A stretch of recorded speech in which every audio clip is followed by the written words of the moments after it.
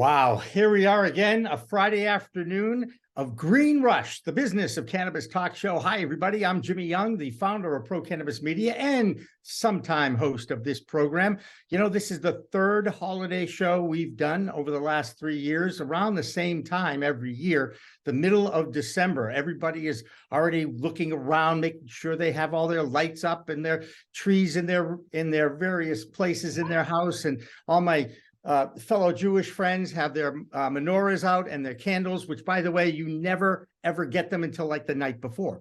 That's human. That's just human nature. This Friday, we are going to talk about the past and the future. That's right. The past, of course, was 2022. And I don't know what kind of a year you folks had, but I can't wait to get rid of this year and get on to next year.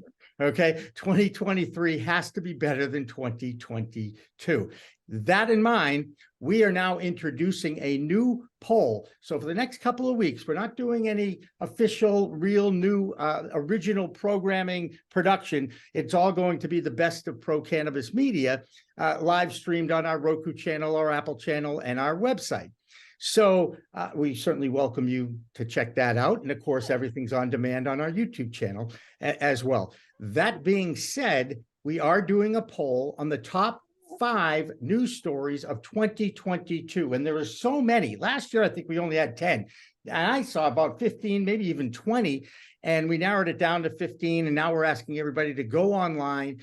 I'm pretty sure it's info at Pro Cannabis Media, or you just go to the YouTube channel, because I'm sure right now Dan is pushing the public button, if he can, on that one video that I uploaded about an hour ago that has all the links to our poll in it. I'm pretty sure our newsletter is going out sometime this afternoon if it hasn't already. All that being said, we are welcomed once again on the third Friday of every month by Morgan Fox from Normal. And wait a second, Morgan. I know it's the holidays, and I know you're a great dad, as is the others on this particular screen. Where did she go? Oh, she's laying down right now. That's Okay. the quietest that she could hopefully be, but y'all might see her eventually when she starts getting rowdy. All right, fair enough. Doug Miller and Josh Kincaid are with us again for the duration of the program. I put out about 50 invites, people, so I have absolutely no idea who's going to show up after 4:30 up until 6 o'clock. And then, of course, at 6 o'clock, we'll run our last We Talk News of this year as we head forward and look forward to 2023. All right, so Morgan, the biggest question on our minds today, as you look at what's going on in Washington, D.C., is the fact that this poor safe banking bill has been tagged along. It's been talked about. It's been pushed aside. Is it dead for 2022 right now? Well, before I get into that, I just want to apologize to your viewers in advance in case I have to dip out early because my 1-year-old is sick and is really dragging my attention quite a bit. Good. Her mother is super busy with work stuff as well. So if I have to dip out before the conversation is over, I apologize. But anyway, so the short answer is no. We are not done yet. The conversations around what could be included in the omnibus are still ongoing, and there is still the possibility of a standalone bill. But every day that passes makes me less optimistic. And honestly, I have to say that this represents like a huge failure in Democratic leadership for not using the power that they have had for the past year to actually push an incremental package forward and waiting until the last half of the year after CAOA was introduced to actually get something on the table and start having conversations about this. And, you know, also, I think a lot of the weight rests on advocates too, for not being willing to engage with the GOP. Not being willing to figure out exactly what was a measure too far, not being willing to get enough people on board to pressure McConnell to allow cannabis policy reform to go through in any of the spending bills. You know, the bottom line is that Mitch McConnell is really, really good at his job, and he's able to whip his party into shape. And if he thinks that something is out of line with what his ideals are, or he thinks that there's something that he can use to damage Democrats, he's going to use it. And he used it again, just like he used it in 2020. But he doesn't need to have that power. This is something that is universally supported across party lines. Obviously, more supported in some parties than others, but there's majority support in both parties for significant cannabis policy reform. And the fact that this has now become like a trading issue really just means that McConnell has Schumer over the barrelhead on this. So Schumer is going to need to give up a lot outside of cannabis in order to get cannabis included in the omnibus. That being said, we still have the opportunity for a standalone bill, but the days are numbered. I mean, it is literally days. Right. We totally get that. Certainly more optimistic than a lot of people in this industry. All we hear now is about doom and gloom for 2023. And that's a great segue into Josh Kincaid, who has spent some time looking at those numbers that support the doom and gloom. So Josh, welcome to the holiday show of Green Rush. Go ahead. You can introduce, and of course, Doug, anybody can chime in when we go through your figures. I'm pretty sure Mr. Dan French has some of them ready to rock that I think he does anyway, but yeah, no, you're probably familiar with what you predicted. Go ahead. Yeah, no, actually, this isn't my predictions. This is something I've been aggregating for like the last 4 years or whatever. So what I do is I go and I grab about a dozen different cannabis publications that have predictions, and I well, actually, here, let me just show you. How about that? Yeah. You now have control of the show. Go. So basically there's 12 different cannabis publications here. And so I categorize them based on their predictions for the following year, aggregate them all, and then kind of put them into a list. So in 2019, their 2020 predictions, for example, were that price for some of the publicly traded companies were going to be really important, and profit, of course, was going to start to become a lot more important. And then, 1/5 of the people thought something around regulations or legalization was going to pop. And then separate from that, I pulled out cannabis lounges, which never happened. Vapegate kind of fizzled away. Cannabinoids, new cannabinoids were the thing back when THCA, I think was, or is that right? Is that when that was discovered?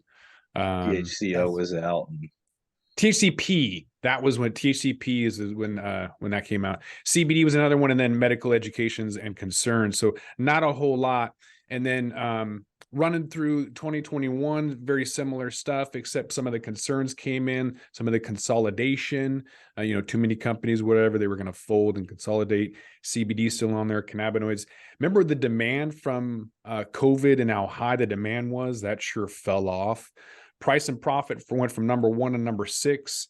I think people saw cookies expanding internationally, and they're like, "Oh, that's going to be a new thing," and hasn't really, been a thing yet. People thought investment would surge, and it hasn't. Putting those kind of side by side and seeing, kind of how things have shifted over the time. I think what we'll see is that in 2019, people didn't really know, and then people will start to have more and more opinions as the years kind of move on, and it'll get more categorized. In 2022, their predictions for this year were we're going to see a lot more legalization, new product innovations, which I don't think came true. I was at MJ BizCon, didn't see a whole lot of new cannabis product innovations. Cannabinoids and terpenes are still on the list. I think consolidation and M&As did happen. Saw Tilray and Hexo; those were huge. Brands and branding, I think, is still part of some of that cookies, and less about highest THC and lowest price point, more towards people finding out what brands they want. Investing, price and profit still there. Consumption lounges are important, but there's an interesting thing that there's so many opinions that I had to put in a random or miscellaneous category. people think banking and small business are going to be more important than MSOs. I think that's too early, but these are the industry predictions, if you will. You can kind of see over time they've gotten more, categorized and more opinionated. Not necessarily accurate. We're still waiting for consumption lounges. Small business, I think, was way too early. Banking is too early. Not enough product innovations. But as time moves on, I think next year you'll see very similar categories this year in just different orders. Hey, Morgan, if you're still with us and not changing a diaper, what's your first reaction to some of these? And I don't see anything here that's really earth-shattering, newsworthy, if you will, because those percentages did go down, and more importantly, there's more categories now. Mm-hmm. I mean, with the state of things right now, I feel like nobody really knows exactly what is going to happen, and any predictions have to be taken with a grain of salt. What I do know is that it is going to be extremely difficult to get any sort of cannabis policy reform through various committee heads in the 118th Congress, including and especially Jim Jordan. But that being said, I think that we have a lot of opportunities to move like small incremental stuff through these committees and potentially through to full legislation. But I think that this is really an opportunity for us to be able to dive into bipartisanship.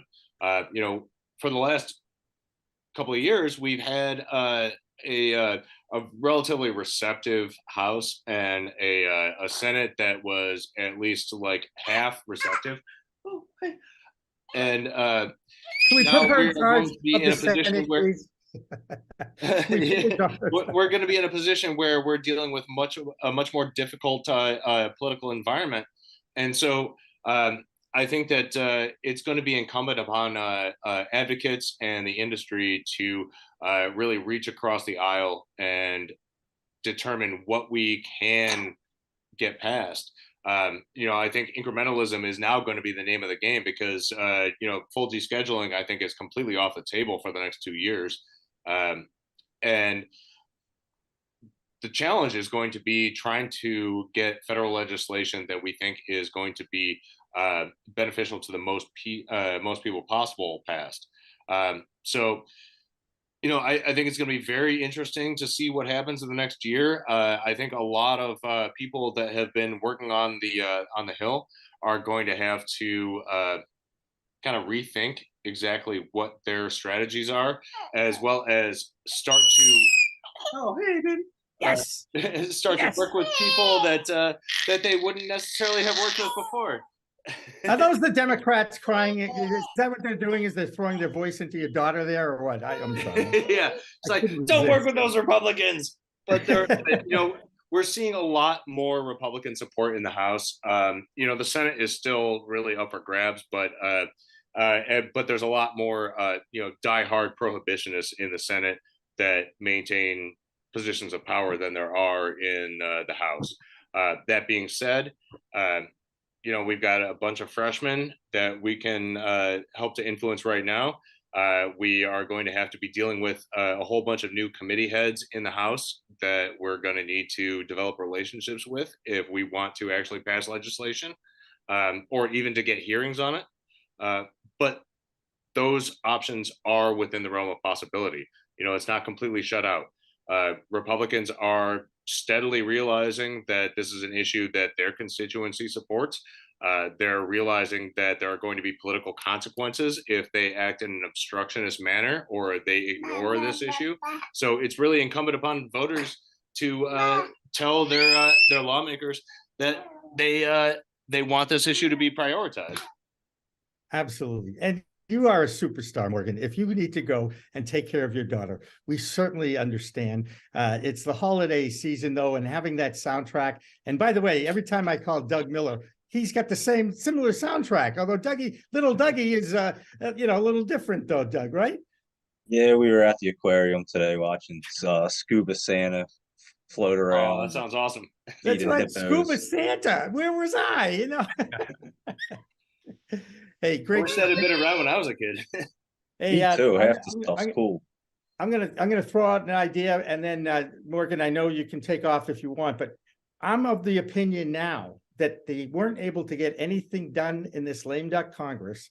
I think the Republicans now want to be the heroes to the cannabis community and figure out a way to make some money and introduce and lead the way as they take control of the House. And even though they're not in control of the Senate, they have their minority turtle in charge there that, you know, I call Mitch Yertle the turtle. I'm sorry. Honestly, I think you're absolutely right. I mean, despite the really strong efforts on the House side to pass legislation, I mean, approving the MORE Act, approving the Safe Banking Act for, again, like the 7th time, the House has been doing everything that it possibly can to move legislation, and it's just continuously gotten caught up in the Senate. This is an issue that is the Republicans to steal. And if they are looking at the polling and looking at the course of history, if they're smart, they'll take it. I know, I get it. Hey, that soundtrack is what the holidays are all about, as far as I'm concerned. Oh, by the way, Morgan, what's her name? Her name's Rory McKenzie. Rory McKenzie. Hi. Hey, Merry Christmas, Rory McKenzie, to you and yours. Okay, I know you're going to be a superstar because I know your dad. Oh, say thank you. Oh, yeah. Good luck to you. Hey, Morgan, really and truly, thank you for your commitment to this show every third Friday. It means a lot to me. I've always enjoyed talking with you, and I look forward to more good news in 2023. And if you get a chance, go into that poll and then give us your top 5 stories in cannabis. Trying to nail down 5 of them is not easy, and at least I don't think it is. So I'm interested to hear what viewers have to say. Well, I mean, before I go, I mean, the year isn't over yet. The session isn't over yet. We still have an opportunity to get this legislation into the omnibus. We still have the opportunity to get it into a standalone if the omnibus fails. So for all your viewers out there, put pressure on your lawmakers, in particular the Senate. This game is not over yet. I know that everybody is kind of feeling a little bit down the dumps right now, but the game isn't over yet, and we should not give up until it is 100% done. All right. I love that. It makes me feel much better to hear that coming from you in Washington, D.C., because I'm forever an optimist in the future. And the fact that we're even talking openly about the cannabis business in the United States of America in the same year that the president actually mentioned the word marijuana for the first time in my life. I've never heard a president of the United States use the word. Forget about the political ploy for a second. He used the word. Well, the fact that cannabis policy reform is being used as a political bargaining tool by the ranking minority head and by the Senate Majority Leader is amazing. We've never seen that before. So, right. I think that alone is something to celebrate. Celebrate life, celebrate your family now, Morgan, will you please? It's 4:20 on a Friday afternoon. I don't need to fill in the blanks for everybody. Everybody knows we take our break around this time and play Shanty by Jonathan Edwards, because that's my version of the Waldos and 420. When I was growing up, every time we heard the song Shanty, me and the boys used to step outside around the corner and out back. These days, maybe we'll even have public consumption at some point legally somewhere, right? In 2023. That's the kind of predictions I'm looking for. All right, Morgan, Merry Christmas to you. Happy New Year. And we Green Rush Live will be back with more after we listen to my pal Jonathan Edwards sing that favorite song of mine.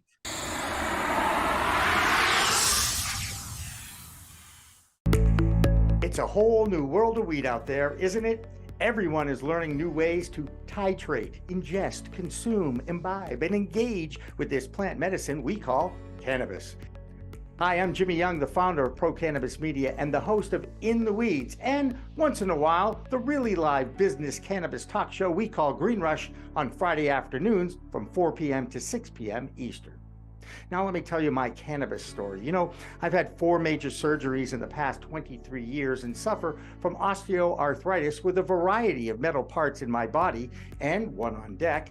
Now, thanks to those chronic pain issues, I've been a medical patient in Massachusetts for almost 10 years now. I remember my first trip to a dispensary just outside of Boston, and I told the bud tender I didn't want to smoke it anymore, so I tried edibles, then tinctures, then vaping, and now, if I'm going to smoke, I only use the Weegits filtration system. What? The Weegits.com, Weegits, that's weed, W-E-E-D, G-E-T-S.com, is where you'll find the planet's coolest product that cools the smoke from everyone's favorite flower. Now, the guy that started this was a pretty good medical device manufacturer, and he created this maze pipe that cools the smoking process from 1300 degrees Fahrenheit upon inflammation down to just 90 degrees when it reaches your mouth. That's right, 1300 down to 90. That's why this maze pipe is amazing. So here's how it works. You start with that glass bowl, you flame on, and then you inhale nice and smooth so the smoke goes through 3 different filtration and cooling systems. Now, if pre-rolls is your thing, you can use the Weegits filter that a pre-roll fits into perfectly. That's right, or even a chillum. The more filters, the smoother the draw. Best of all is the price. You can get all this, or one or the other, for just a few bucks. It'll cool your smoke and you'll give your lungs a break. Now, add in the code of PCM TV and you get 15% off. So just go to Weegits.com and check out the best way to enjoy a cooler smoke with less coughing and hacking and more peace of mind. All that resin and tar is collected in the polyurethane filters that are easy to clean with soap, water, and a few Q-tips. Your lungs will thank you, and so will I.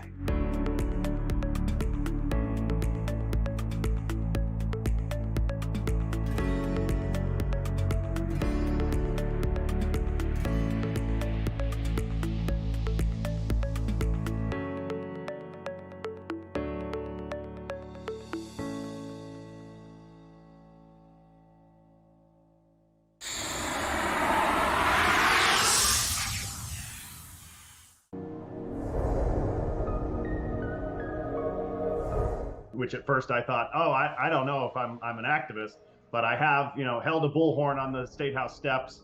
I have frequently testified before the Cannabis Control Commission in the state legislature, and I'm not, shy about criticizing where I see, mistakes being made. So yeah, I think that's what differentiates me, just an appreciation for the plant. And then also I'm a cannabis entrepreneur myself. I've started businesses, so I've lived that entrepreneurial journey. I know how hard it is. It is absolutely a marathon, not a sprint. So I think that, I'm in the game, not just on the sidelines.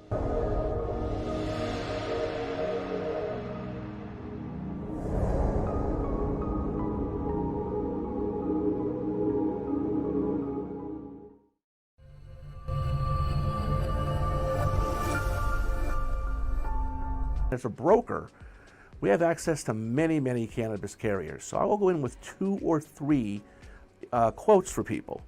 The quotes might be $20,000 for one, $22,000 for another, $17,500 for another. Pretty close among the 3. What I tell people is it's not the pricing, it's what's included and not included, meaning exclusions.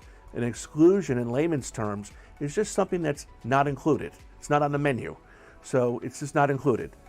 But if you don't know that, if no one shows you that on page 71 of a 150-page policy, you're not going to know. No one knows. I never met one person that says they read an insurance policy.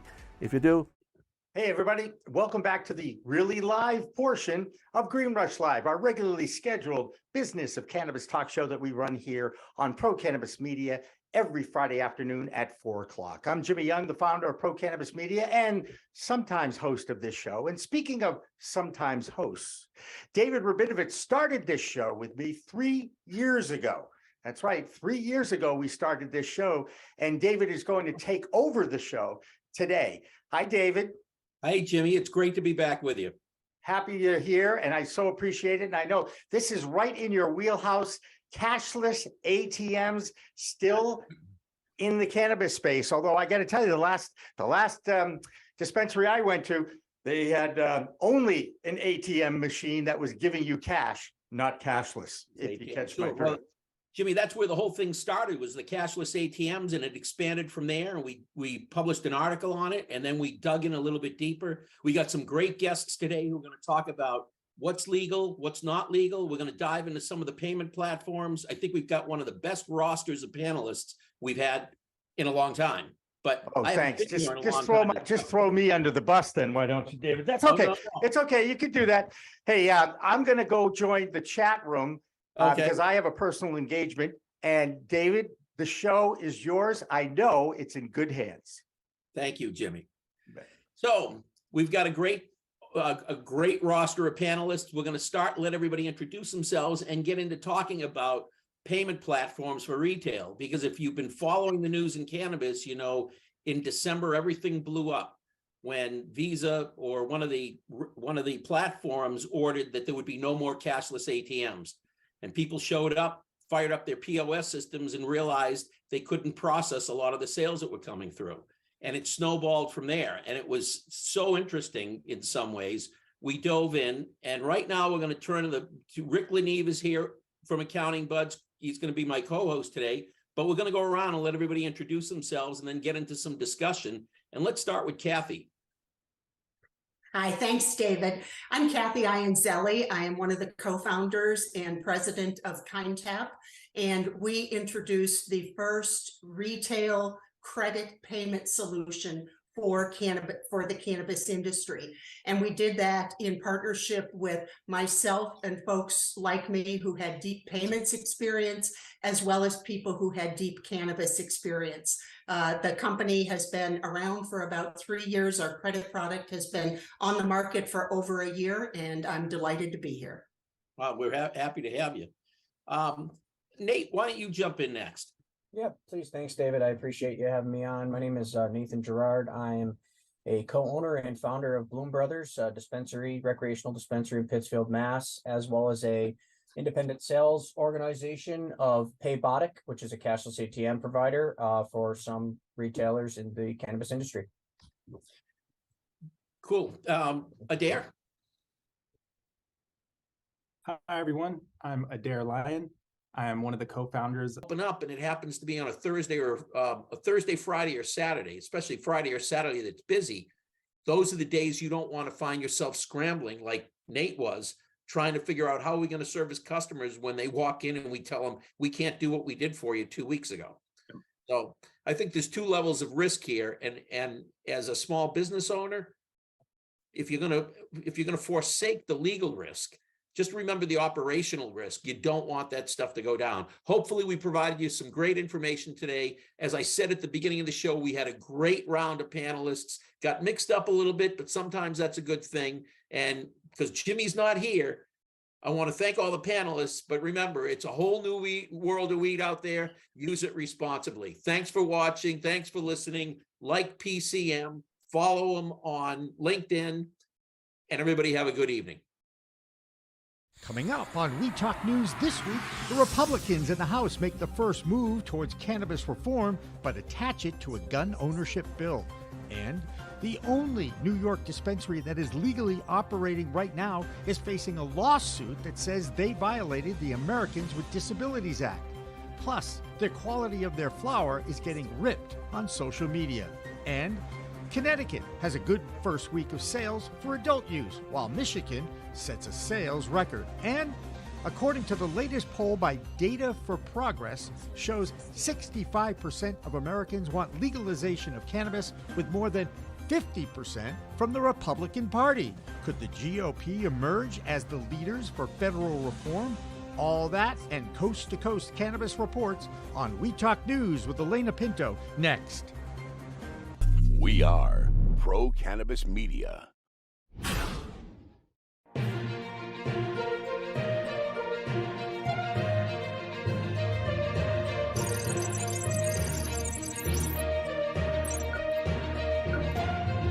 Hi, everyone. I'm Elena Pinto, and welcome to this week's Weed Talk News.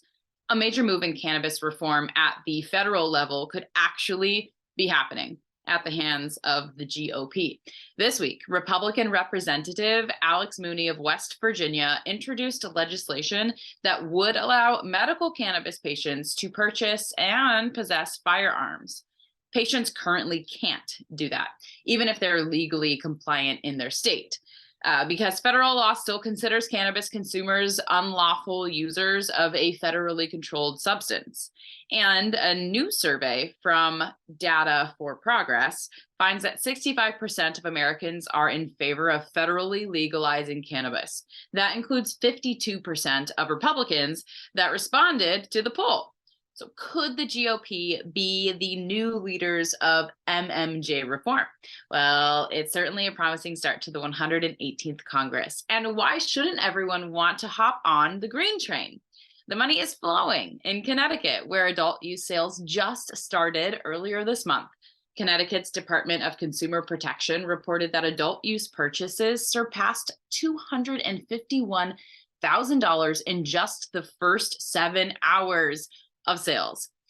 While the 7 dispensaries that are starting things off may have run into a few issues like limited product availability, MJ Biz Daily reports that it expects the first week of those total sales to hit $2 million. Another state in the north, Minnesota, is now considering legalizing cannabis thanks to a newly introduced bill. Advocates seem to be picking apart the nitty-gritty details, critiquing whether or not the bill's specifics will be able to meet lawmakers' said goal of eliminating the state's illicit market.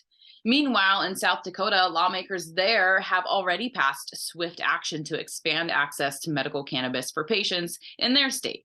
A Senate committee voted this week 6-1 to expand the qualifying conditions for patients' status to people who suffer from glaucoma, MS, PTSD, and Crohn's disease. It's not all green pastures in the industry, though. The first adult use dispensary to open its doors in New York City is already facing legal trouble. The nonprofit Housing Works, that first launched sales in the city, is being sued by a member of the blind community. She claims the group's website is, quote, not fully accessible to those who are visually impaired, which she claims is a violation of the Americans with Disabilities Act. Housing Works hasn't yet commented on the matter, but the woman is reportedly asking a federal judge to force the company to revamp its website and provide compensation. And Housing Works isn't the only big company facing a lawsuit. Benzinga reports that multi-state operator Ascend Wellness is being sued by a former employee in New Jersey for racial discrimination, also alleging she was unfairly terminated. And another ex-employee in Illinois is suing the company too, claiming she was sexually harassed by a coworker for months, fired unfairly, then denied access as a patient to the company's dispensaries. The issues don't end between cannabis companies and their employees. There can also be problems when it comes time to pay the rent. And Deborah Borchard is with the Green Market Report, and she explains how one big company is dealing with tenant trouble. I'm Deborah Borchard, and this is the business update for Weed Talk News from the Green Market Report. It was a shortened trading week with markets closed on Monday for the Martin Luther King holiday. Not great news out of the industry this week. Innovative Industrial Properties told shareholders that rent collection had dropped from 100% last year to just 92% in January. Some companies like Parallel and Green Peak Industries have stopped paying rent in some locations, while others have had to use their security deposits to make rent payments. Kings Garden wants out of 2 locations as it looks for a possible merger. In an effort to cut costs and try to become profitable, Columbia Care closed 4 unprofitable dispensaries and cut their head count by 25%. Colcare said it closed 1 dispensary in California and 3 in Colorado, and they also consolidated cultivation operations in California, Colorado, and Pennsylvania. And finally, Bespoke Financial is suing California cannabis company Indicut for not paying back money that it borrowed. Indicut owes roughly $400,000 for money that Bespoke gave it to pay bills, and they haven't paid back. And that's it for this week. I'm Deborah Borchard from the Green Market Report for Weed Talk News. Cannabis is still, no pun intended, a very green market in many places, and still new to many investors. So, to help you keep up with the latest cannabis stock headlines, Doug Miller of High on Wall Street joins Weed Talk News with everything you need to know to stay green. I'm Doug Miller from High on Wall Street with this week's cannabis stock report for Weed Talk News. Michigan sales hit a record high, exceeding $221 million in December. Ounces are going for $90. Last year at this time, they were $180. Can this help the cannabis companies? I'm not so sure it can with the high cost of growing quality cannabis, but let's go ahead and look at Red, White, and Bloom brands. Stock ticker RWBYF. It traded between 10 and 12 cents today with a volume of 183,000. It's going to need to pick up that volume if it really wants to move. It was on a little bit of a run. It's starting to pull back. I think it's pulling back to make that next leg up. Now let's look at a Canadian cannabis company, SNDL Inc., formerly known as Sundial Growers. They completed an acquisition of the Valence Company, stock ticker VLNS. Now, SNDL Inc. has approximately $262 million in net cash with no debt. But let's remember, in the last 2 years, they've gone through multiple reverse splits, and they've brought their shares from about 51 million to approximately 236 million shares, which is drowning its shareholders in dilution. It is setting up to run soon, so I'm keeping my eye on it. And that's this week's Cannabis Stock Report. Reporting for Weed Talk News, I'm Doug Miller. Here on Weed Talk News, we often discuss the growing pains of an industry like ours, and some experts fear the worst may not be over for some employees lower down the corporate cannabis food chain. Sarah Gullickson, CEO and founder at the Cannabis Business Advisors, tells MJ Biz Daily that she doesn't think layoffs in the industry have peaked yet and will continue at least into the next year. One place it's already happening, Pennsylvania. And Maya Christofowitz has that story and more. I'm Maya Christofowitz from Scarlet Express, and I'm here in the Keystone State, Pennsylvania, reporting for Weed Talk News.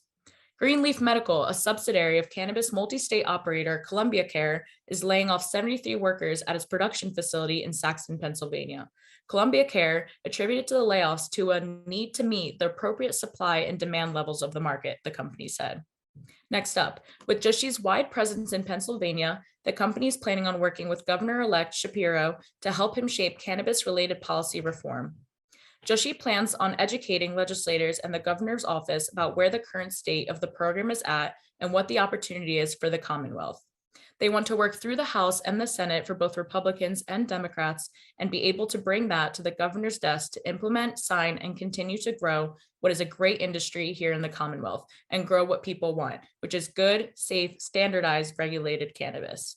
I'm very excited about the work that the industry has done over the last couple of years with the legislator to pull together a program that will work for consumers and existing operators, bringing in new operators and being able to ensure public safety, ensure law and order, and ensure the expungement and the opportunity for minors to get involved and integrated into the industry that's being created here.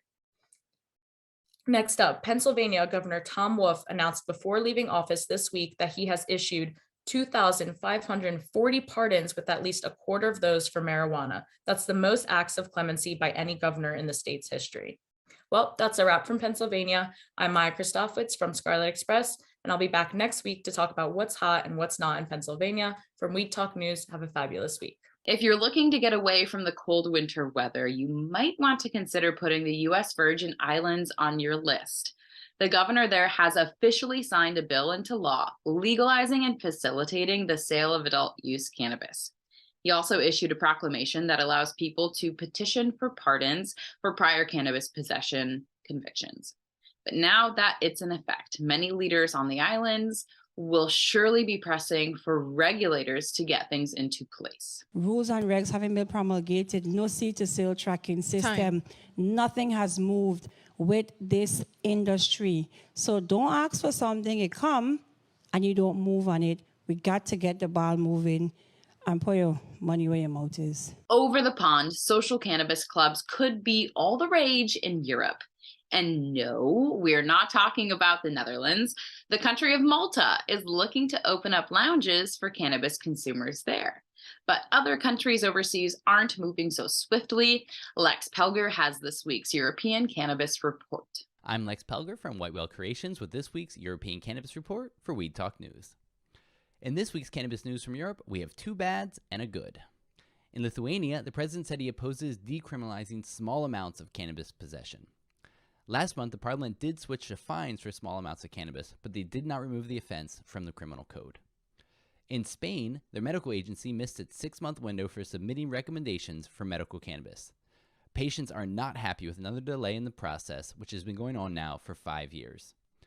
Already, some of the preliminary recommendations are being met with backlash, including the fact that the flower and vaporized cannabis may not be available to patients, as well as a potential requirement that prescriptions only be filled by specialists and not family doctors.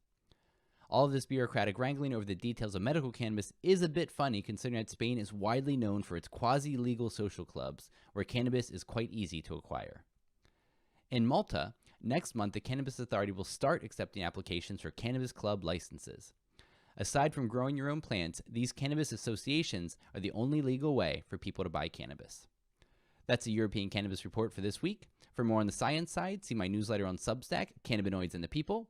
I'm Lex Pelger from White Whale Creations, reporting for Weed Talk News. Let's travel back to the U.S. now for more of our state-by-state roundup. Thomas Howard has the Illinois Report. Thanks, Elena.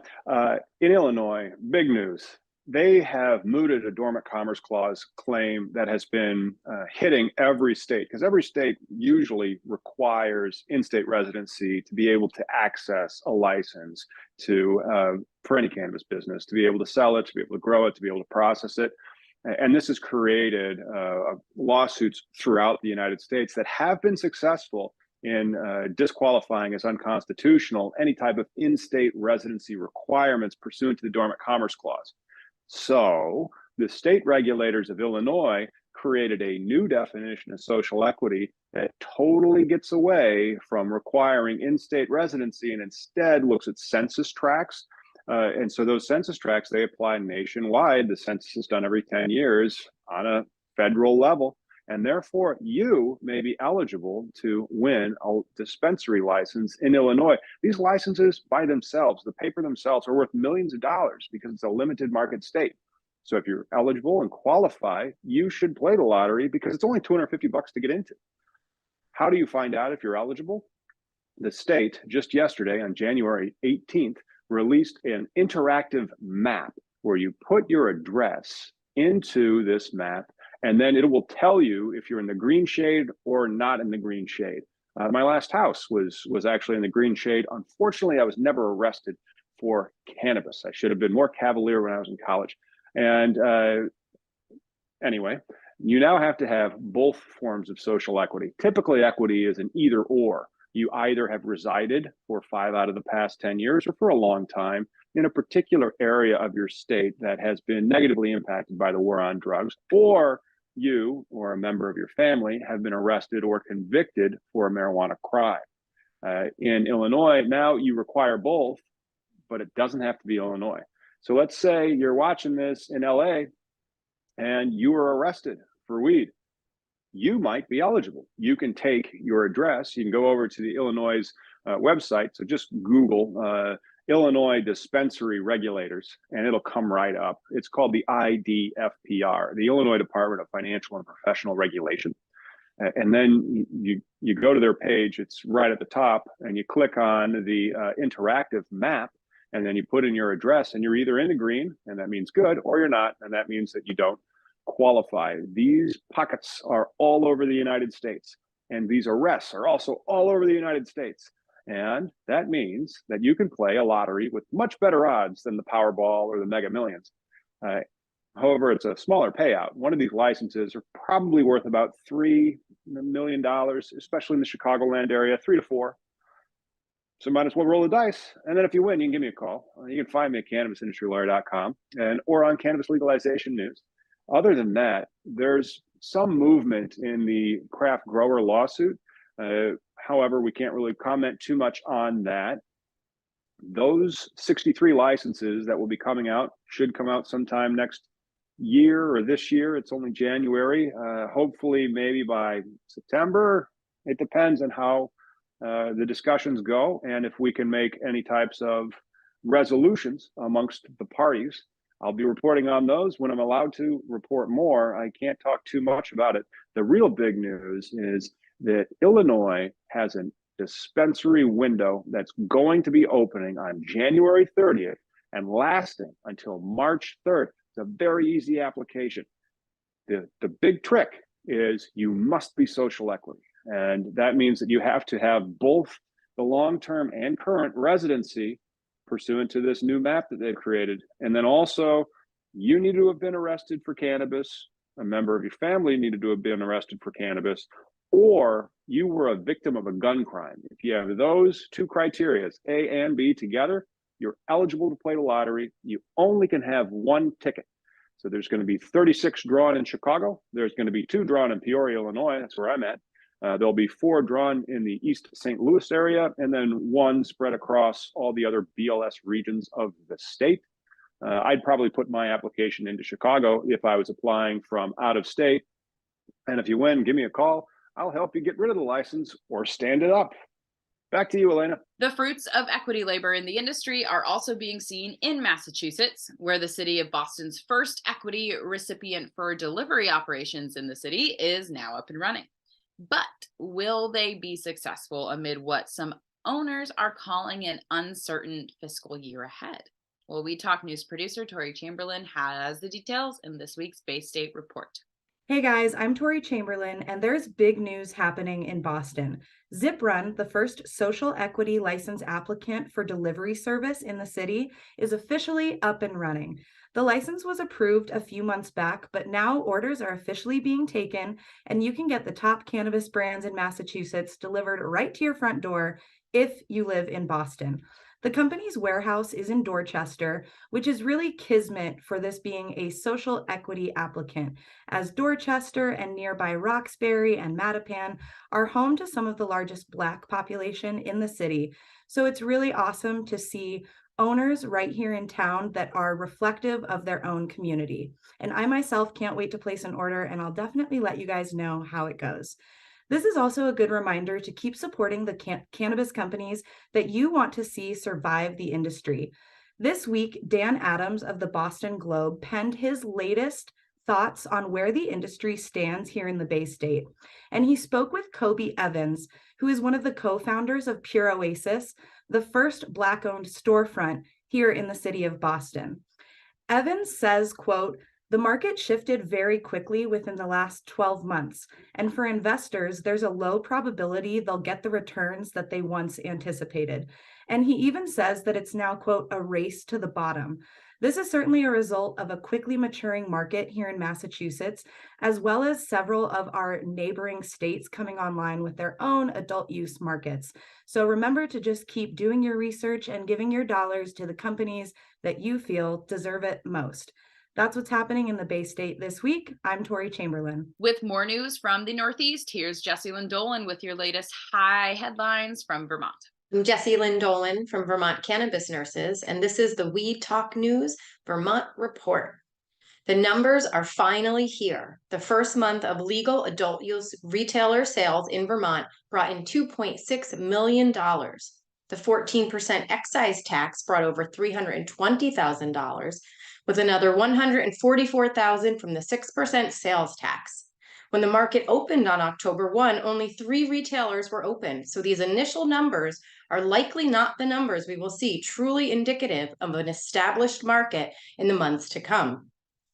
Cannabis Control Board Commissioner James Pepper addressed the House Government Operations and Military Affairs Committee on Thursday, January 19th, to provide a general update to policymakers and go over foundations of where the adult use and medical programs are currently at to help them better understand issues and goals as we look for several incoming bills in the weeks to come with the start of legislative session.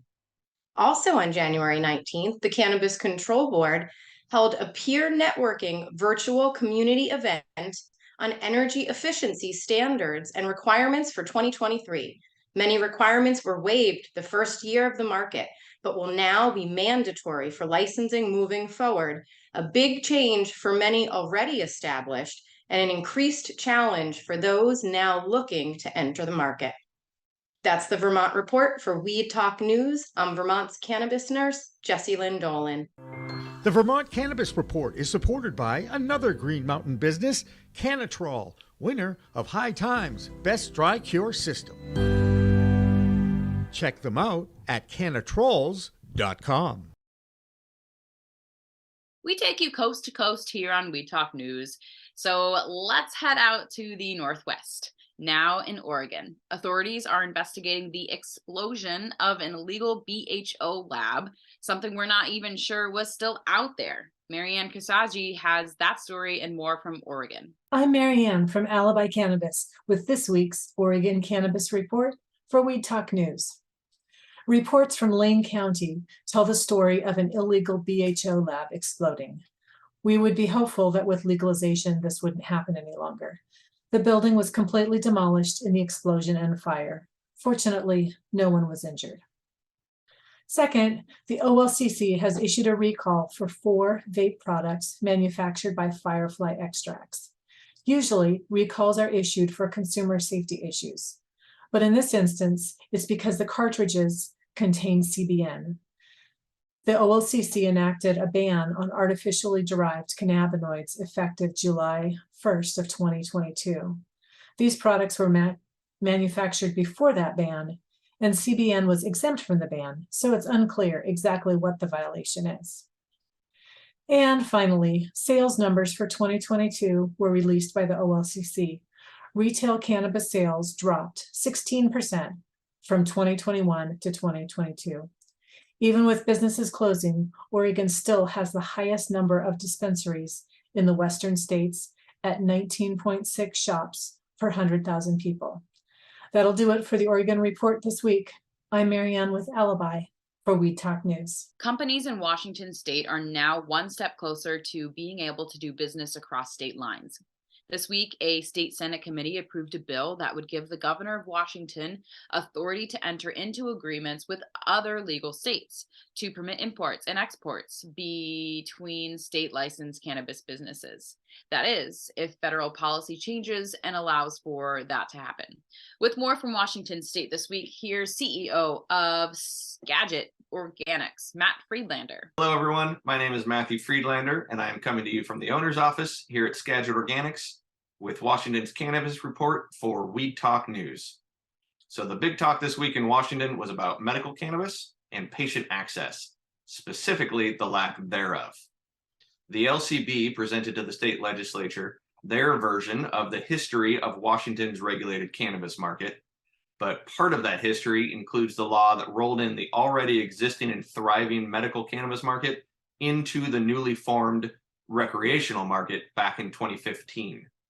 We also saw the Cannabis Alliance talk about the collapse of the medical market on their weekly online series, Webinar Wednesdays, where we saw data presented by John Kingsbury, patient advocate here in Washington, that clearly shows a decline in registered medical cannabis patients and access points for patients.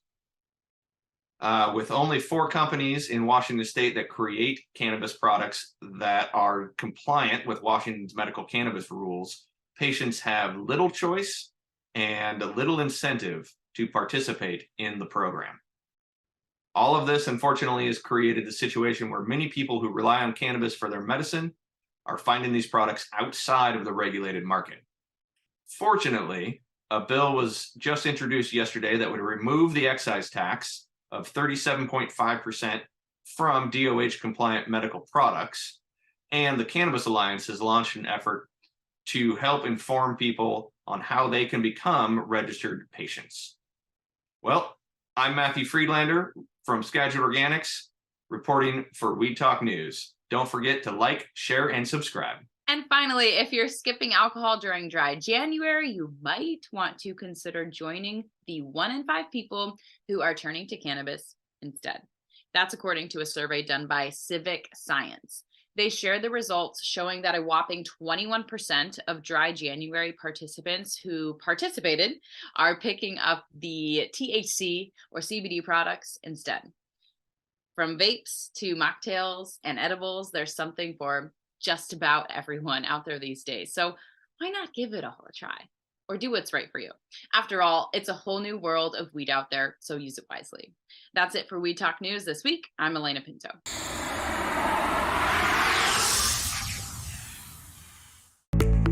It's a whole new world of weed out there, isn't it? Everyone is learning new ways to titrate, ingest, consume, imbibe, and engage with this plant medicine we call cannabis. Hi, I'm Jimmy Young, the founder of Pro Cannabis Media and the host of In the Weeds, and once in a while, the really live business cannabis talk show we call Green Rush on Friday afternoons from 4 p.m. to 6 p.m. Eastern. Now let me tell you my cannabis story. You know, I've had 4 major surgeries in the past 23 years and suffer from osteoarthritis with a variety of metal parts in my body and one on deck. Now, thanks to those chronic pain issues, I've been a medical patient in Massachusetts for almost 10 years now. I remember my first trip to a dispensary just outside of Boston, and I told the bud tender I didn't want to smoke it anymore, so I tried edibles, then tinctures, then vaping, and now, if I'm going to smoke, I only use the Weedgets filtration system. What? The Weedgets.com, Weedgets, that's weed, W-E-E-D, G-E-T-S.com, is where you'll find the planet's coolest product that cools the smoke from everyone's favorite flower. Now, the guy that started this was a pretty good medical device manufacturer, and he created this maze pipe that cools the smoking process from 1300 degrees Fahrenheit upon inflammation down to just 90 degrees when it reaches your mouth. That's right, 1300 down to 90. That's why this maze pipe is amazing. So here's how it works. You start with that glass bowl, you flame on, and then you inhale nice and smooth so the smoke goes through 3 different filtration and cooling systems. Now, if pre-rolls is your thing, you can use the Weedgets filter that a pre-roll fits into perfectly. That's right, or even a chillum.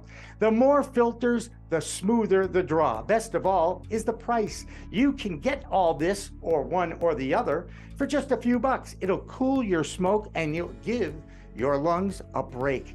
Now, add in the code of PCM TV and you get 15% off. So just go to Weedgets.com and check out the best way to enjoy a cooler smoke with less coughing and hacking and more peace of mind.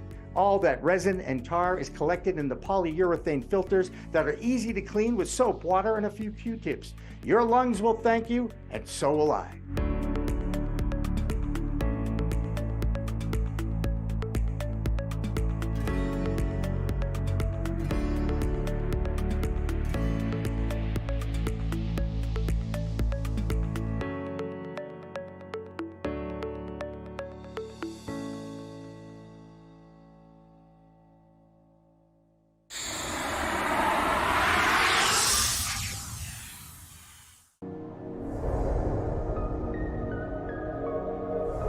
Which at first I thought, oh, I don't know if I'm an activist, but I have, held a bullhorn on the State House steps. I have frequently testified before the Cannabis Control Commission and the state legislature, and I'm not, shy about criticizing where I see, mistakes being made. So yeah, I think that's what differentiates me, just an appreciation for the plant. And then also I'm a cannabis entrepreneur myself. I've started businesses, so I've lived that entrepreneurial journey. I know how hard it is. It is absolutely a marathon, not a sprint. So I think that, I'm in the game, not just on the sidelines.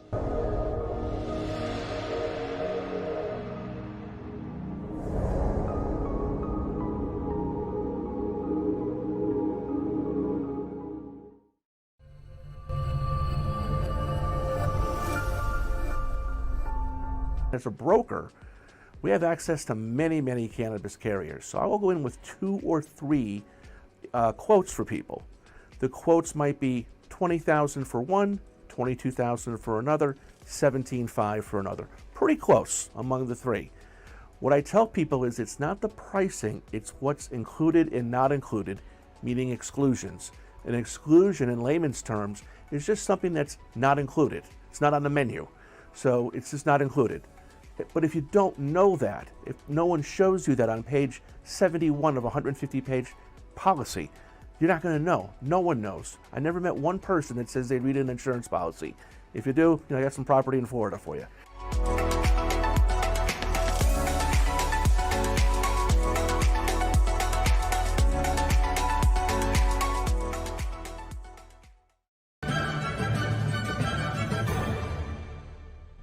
Weed Talk and In the Weeds are two productions of Pro Cannabis Media supported by Revolutionary Clinics, one of the top medical cannabis dispensaries in the Massachusetts area, now with 3 locations in Greater Boston, 2 in Cambridge and 1 on Broadway in Somerville. Rev Clinics has a patient-first mission. They will customize your needs as a medical patient with the proper titration and combination of strains, flavors, and products. Rev Clinics, where the patient comes first.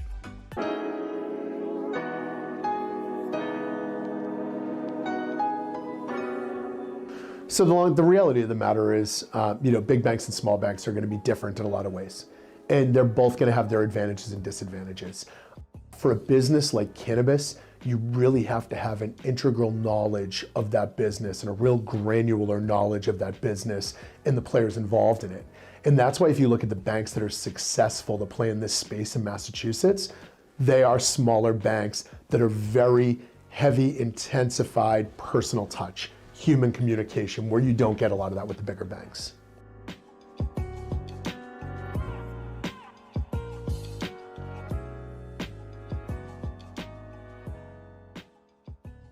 Bay State Cannabis Report is supported by Holyoke Cannabis, Holyoke's finest cannabis recreational experience.